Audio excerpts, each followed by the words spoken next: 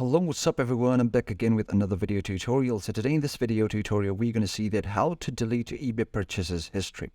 So let's suppose you want to delete all the purchases that you have done on eBay so far and you want to delete the history, clear the history. So how to do that? So basically, eBay or Amazon or any website, any shopping website doesn't allow that because they need the record of the purchases for tracking purposes or for taxation purposes, right? So there is no direct approach to deleting all the history, right? But there is one way around where you can just simply go to the purchase that you've done, click on more actions, and from there you can just simply go and hide the purchase that you've done.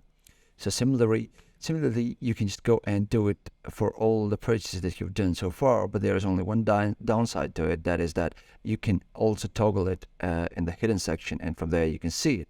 And also you can just simply sort your purchases to last 30 days from 60 days or 90 days. This way you can do it too.